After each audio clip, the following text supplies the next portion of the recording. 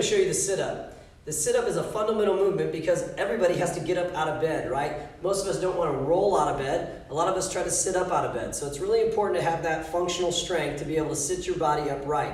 So what we're going to do today is I'm going to show you a few versions of that sit-up. The first one is going to be what we call a throwing arm sit-up. A lot of times you'll see people do this in some CrossFit style workouts because they have a lot of reps and they're trying to shell that out and have a little bit of momentum. The next one I'm going to show you is a no-throw sit-up, and I'm going to show you a couple variations even after that if you're struggling with either one of those options. So the first one is that throwing arm sit-up. My feet are going to be flat, my knees are bent, my shoulders are touching the ground on the backside. I'm going to throw those arms up and let that sit me up to a nice vertical torso position. So I'm just going to look for a straight line up. Don't need to be folded over your legs, just sitting up nice and right.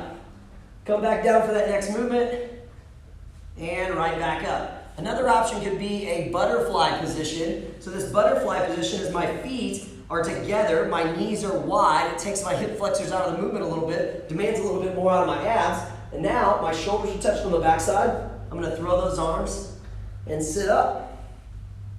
Say I want to make the movement a little bit more difficult for me. Maybe I have fewer reps or I'm trying to work on that midsection strength. What I can do is I can actually just not throw my arms. So I'm just going to reach my arms up towards my toes and come back down.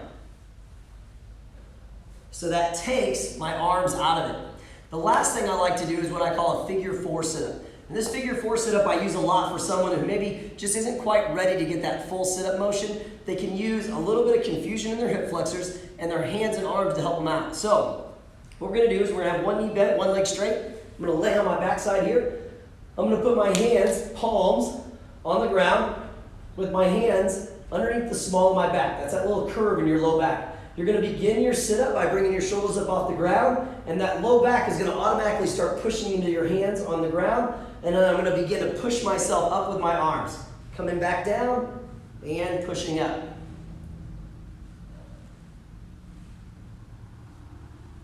So those arms assist me. We confuse our hip flexors, so we demand a little bit more out of my core, but it also allows me to sit all the way up with the use of my extra arm strength.